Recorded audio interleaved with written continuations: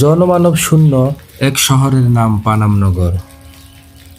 শহরের এই সরু রাস্তা ধরে এগুলে উভয় পাশে জরাজীর্ণ ভবনগুলোর দেখা মিলবে। এই অঞ্চলের হিন্দু ব্যবসায়ীরা এই শহরটি গড়ে তুলেছিল। পানাম নগরীর এই রাস্তার দুই ধারে ঔপনিবেশিক আমলের মোট 52টি স্থাপনা রয়েছে। ব্রিটিশরা ভারতবর্ষ থেকে চলে যাওয়ার পরেই নীল চাষ এবং তুলা রপ্তানি কমতে থাকে। এই অঞ্চল থেকে ব্যবসায়ীগুলো চলে যেতে থাকে। 47-এ দেশভাগের পরে ধনী ব্যবসায়ীগুলো ভারতে চলে যায়। 64-তে যখন সাম্প্রদায়িক দাঙ্গা হয় তখন অনেক মানুষই এখান থেকে চলে যায়।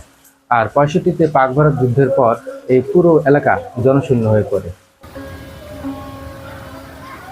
ইমারতগুলির স্থাপত্যশৈলীর দিকে লক্ষ্য করলে দেখা যাবে বেশিরভাগ ইমারতই তৈরি করা হয়েছে মুঘল, গ্রিক এবং ইউরোপীয়দের অনুকরণ করে। আমরা এই পানাম নগরীতে প্রবেশ করার কিছুক্ষণ পরেই ঝুম বৃষ্টি শুরু হয়, আর এই বৃষ্টির মধ্যেই আমরা পানাম নগরীর দৃশ্য উপভোগ করতে থাকি।